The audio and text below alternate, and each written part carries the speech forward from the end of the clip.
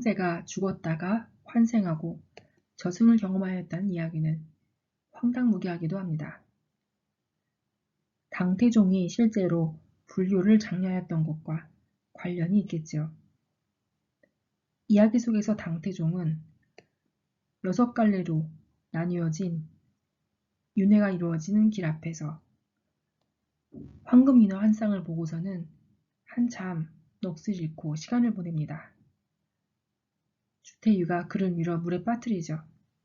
깜짝 놀란 당태종이 깨어나 보니 자신이 죽은 지 사흘이 된 때였습니다. 당태종은 환생한 후에 죄인들을 사면해주고 억울한 이들을 구휼해주면서 궁에 갇힌 궁녀들을 풀어줍니다. 좋은 일을 많이 하였죠. 그리고 명부에 감사의 과외를 바치기 위해서 명부로 갈 사람을 구하는데 유전이라는 사람이 지원합니다. 이 유전은 먼저 죽은 부인 때문에 삶의 희망을 잃고 있었죠. 유전이 죽어서 명부에 가자 명부의 사람들은 유전의 부인의 혼을 다시 살려주도록 합니다. 마침 수명이 다한 당태종의 여동생 오경공주의 몸을 빌어 유전의 부인의 혼은 다시 돌아올 수 있었습니다. 당태종도 자신의 여동생이 금방 죽을 것을 알았기 때문에 그 몸에 깃든 혼은 유전의 부인인 것을 알았습니다. 그리하여 두 사람을 인정하여 함께 고향으로 돌려보냈지요. 죽음과 환생, 저승에 관한 신기한 이야기군요. 당태종은 환생한 후에 약속대로 수욕대회를 열려고 합니다. 그리고 전국에 있는 승려들을 모아들였습니다. 관음보살은 석가열애의 청을 받고 장안으로 가서 서천추경을 할 적임자를 찾으려고 하였는데 마침 수륙대회에서 뽑히게 된 현장법사가 적절한 사람임을 알게 되었습니다. 관음보살은 문둥이 중으로 변하여서 석가열애가 준 보물인 금난가사, 금실로 짜넣은 가사와 구환석장, 9개의 고리가 달린 석장을 보여줍니다. 당태종은 이 보물을 사서 현장법사에게 선물로 주죠. 문둥이 중으로 변하였던 관음보살은 구름을 타고 하늘로 올라가 자신의 본 모습을 보여주고 그리고 시가 적힌 종이 한 장을 떨어뜨리며 사라집니다. 그 종이에는 10만 8천이 떨어진 서방에 오묘한 책이 있으니 이 경전을 후에 당나라에 전하면 귀신을 구제하고 정과를 구하여 부처가 될 수 있다는 내용이었죠. 당태종은 당장 경전을 가져올 사람을 찾고 현장법사가 바로 떠나기로 결심하고 자원합니다. 당태종은 현장법사를 삼장이라는 호로 부르도록 하였습니다.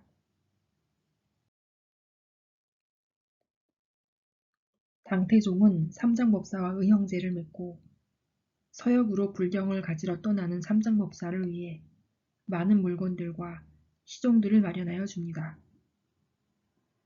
그렇게 든든한 후원을 받고 떠난 삼장법사는 쌍차령 부근에 이르렀을 때 그만 길을 잃고 맙니다. 그리고 그곳에 곰요괴, 호랑이요괴, 들소요괴가 변신한 산적들에게 붙잡혀서 시종들은 모두 잡아먹히고 물건들은 모두 뺏겼습니다. 신선 태백금성의 도움으로 겨우 몸만 탈출할 수 있었죠. 삼장법사가 홀로 위험한 산을 지나고 있을 때 산짐승들에게 위협을 당합니다.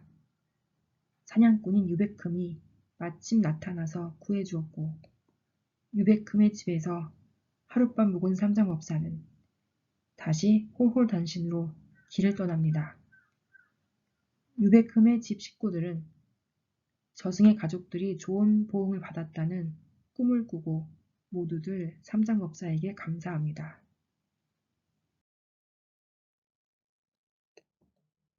유베큼의 인도로 오행산까지 가게 된 삼장법사는 산 밑에서 늙은 원숭이를 만납니다. 이 원숭이는 바로 손오공이었죠. 손오공은 큰 소리로 사부님, 왜 이제야 오셨습니까? 저를 구해주시면 서역으로 가는 길에 사부님을 보호해드리겠습니다. 라고 신나게 소리쳤죠. 손오공은 500년 동안이나 산에 깔려서 서역으로 불경을 가지러 가는 사람을 기다리고 있었습니다. 삼장법사는 손오공이 자신의 제자가 되는 것을 허락하고 오행산에 붙어있는 부적을 떼어줍니다. 손오공은 삼장법사의 제자가 되어 함께 서역으로 가는 길을 동행하게 되었죠. 그리고 산에서 처음으로 도둑 6명을 만나자 손오공은 아주 쉽게 이들을 모두 죽이고 맙니다. 삼장법사가 쉽게 살생을 저지르는 손오공을 꾸짖자 손오공은 그만 빈정이 상해서 훌쩍 떠나가 버렸죠. 그리고 용왕을 찾아가 함께 차를 마시면서 자신의 잘못을 깨닫습니다. 다시 삼장법사에게 돌아간 손오공은 삼장법사가 준 멋진 비단 승복과 모자를 쓰는데 이 모자가 금과로 변하여서 머리에 끼게 되죠. 삼장법사가 김고주를 외우면 손오공은 머리가 너무 아파 견딜 수가 없었고 이때부터는 삼장법사의 말을 아주 잘 듣게 됩니다. 한편 산에서 만났던 도둑 6명의 이름은 안간희, 이청로, 비추애, 설상사, 의견욕, 신본우, 앞글자만 따면 눈, 귀, 코, 혀, 마음, 몸, 불교에서 육적이라고 하는 감각기관과 관련된 것들이군요.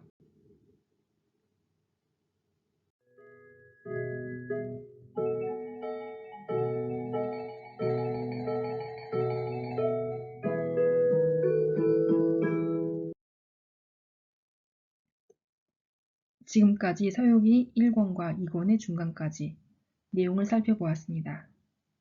여기서는 서유기 내용의 바탕을 이루는 사상적 배경에 대해 몇 가지 살펴보도록 하죠. 먼저 서유기는 불교적 세계관, 그 중에서도 인과응보 사상이 강하게 드러나 있습니다. 인과응보와 윤회는 불교의 핵심 사상이며 서유기 이야기 전개에서 커다란 축을 형성합니다. 취경단, 경전을 가지러 가는 일행이 모두 천상에서 행한 과오 때문에 현생에 떨어지게 되었고 현생에서 경전을 가지고 오는 고행을 통해 모두 자신의 과오를 닦고 신불이 되는 과정이 펼쳐지죠. 삼장법사는 석가열애의 제자였고 손오공은 돌에서 나온 전기로 이루어진 원숭입니다. 젖발개는 천상에 천봉원수라는 관직에 있었고 사오정 역시 천상에서 권령대장이라는 직분을 가지고 있었죠. 용마는 용왕의 아들이었습니다.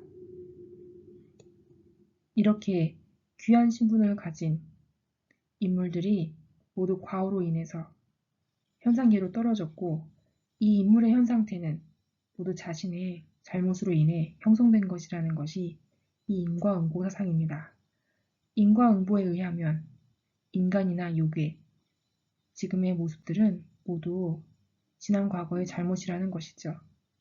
그렇지만 자신의 미래는 오히려 현재의 의지나 행동으로 극복되고 변할 수 있다는 것도 이 인과응보 사상입니다.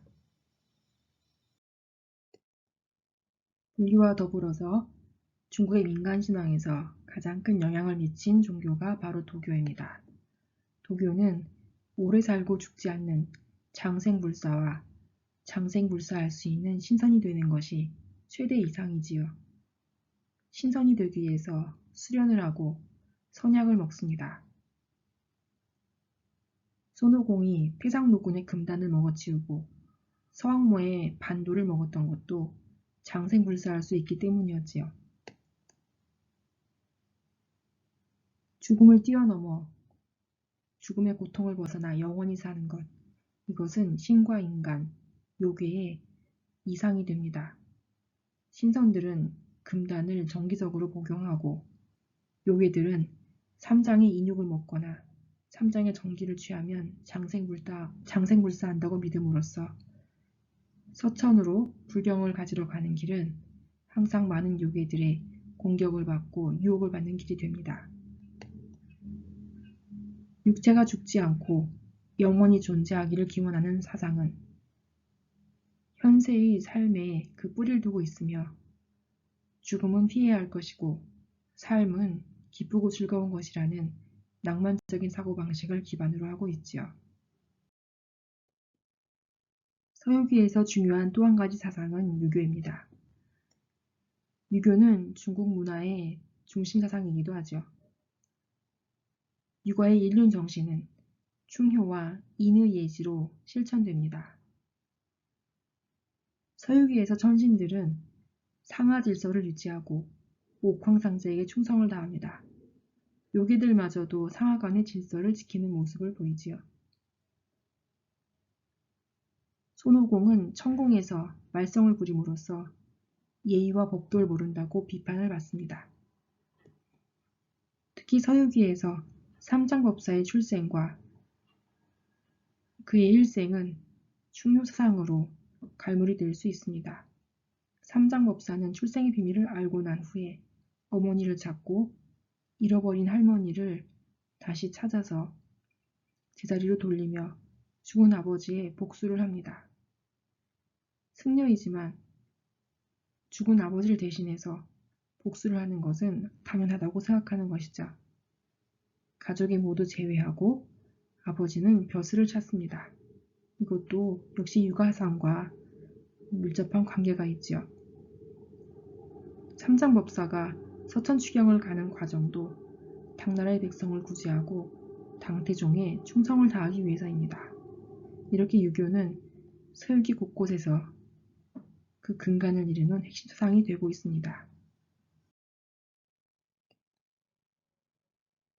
이렇게 유교, 불교, 도교 사상은 서유기에서 조화롭게 공존하고 있습니다. 유교, 불교, 도교는 중국 문화에서 가장 오랜 전통을 가지고 있죠. 유교는 통치 이념으로서 주로 중국인의 외면 세계를 형성해왔고, 불교, 도교는 초월적이거나 주술적인 방편으로 중국인들의 내면 세계를 형성하는 데 기여했습니다.